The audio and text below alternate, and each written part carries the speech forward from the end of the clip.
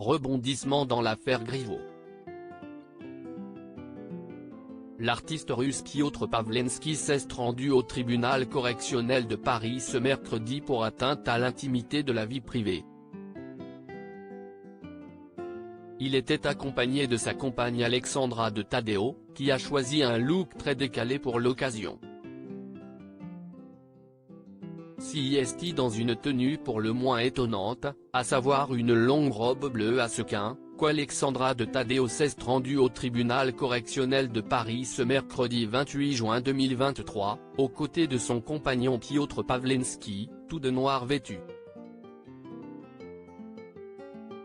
Une information rapportée par l'AFP, qui rappelle que l'artiste russe de 39 ans et l'étudiante française de 32 ans comparaissaient pour avoir enregistré et publié, sans le consentement de Benjamin Griveaux, des vidéos à caractère sexuel qui ont entraîné sa démission à la campagne municipale et provoqué un scandale politique en février 2020. L'art contemporain détruit les zones de confort, a notamment déclaré Piotr Pavlenski, ajoutant que la liberté artistique devait être la plus grande valeur, avant de rentrer dans la salle d'audience remplie de journalistes et de public. Alors que la magistrate commençait à décliner leur identité, l'artiste russe a lancé d'une voix forte « Aujourd'hui aura lieu le jugement de mon 8e événement d'art sujet-objet, l'événement porno-politique, je serai jugé pour mélanger le style élevé et bas. » Un choix du cœur pendant qu'il continuait, la présidente a tenté de l'interrompre à plusieurs reprises avant de suspendre l'audience, alors que des applaudissements retentissaient. Quelques minutes plus tard, le tribunal a fait revenir à la barre Madame de Taddeo pour lui énoncer ses droits, mais Piotr Pavlenski a refusé de se lever, lançant « J'annonce la règle du silence, vous ne voulez pas m'écouter quand je voulais venir parler. CIST votre choix, la seule chose CIST que les débats doivent se dérouler dans la plus grande sérénité », a répondu la présidente. Le tribunal a résumé le dossier avant de visionner, à huis clos, des extraits des vidéos de masturbation envoyées par l'homme politique à Alexandra de Taddeo lors de leur brève relation entre mai et août 2018. Alexandra de Taddeo, aujourd'hui étudiante en histoire de l'art, a quant à elle accepté de s'exprimer. Dans une déclaration liminaire, elle a estimé que, depuis 40 mois, sa parole avait été manipulée, ridiculisée, ignorée par cette machine à broyer qu'on appelle institution judiciaire et son pendant médiatique.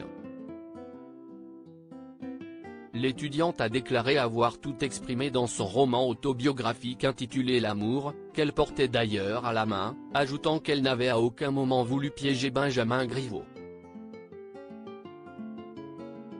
Si elle a conservé certaines vidéos envoyées par l'ex-porte-parole du gouvernement, c'était pour se protéger car il s'agissait d'une relation particulièrement déséquilibrée, a-t-elle fait valoir. Les juges d'instruction ont conclu à son application directe dans la publication des vidéos, mais Alexandra de Taddeo a maintenu que Piotr Pavlenski l'avait fait à son insu. Lors de la révélation, ma première réaction a été de paniquer, venant d'un milieu plutôt conservateur, machiste et assez fermé à l'art, a-t-elle assuré, affirmant avoir dû faire un choix du cœur. Aujourd'hui, je le vois comme une évolution dans toute la séquence artistique des événements de Piotr, a-t-elle expliqué. Je pense qu'en réalité on parle beaucoup de droit à la vie privée depuis le début de cette procédure, mais il y a aussi le droit à la liberté artistique, a-t-elle défendu, disant soutenir son compagnon, un très grand artiste contemporain.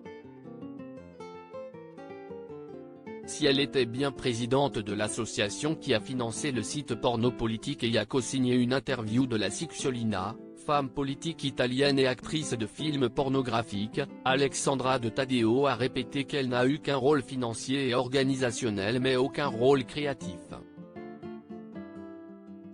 La prévenue a ensuite annoncé refuser de répondre aux avocats de Benjamin Griveaux, 45 ans, absent de l'audience, et à celle du parquet. Durant de longues minutes tendues, les conseils de la partie civile ont posé tout de même leurs questions, l'une après l'autre, pointant des coïncidences, d'un ton souvent ironique. Maquiller ses agissements, ses délits et ses crimes en invoquant l'art, si est une imposture.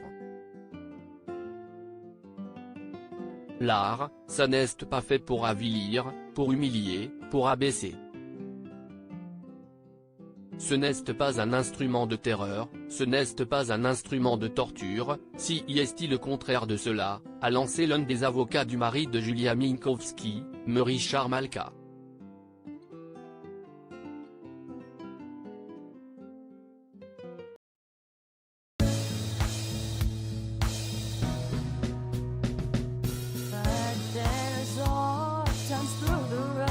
I think you can let me know. Sit down, sit back, let me help you out. Your step, I gotta seek, so I see you out there on your own, but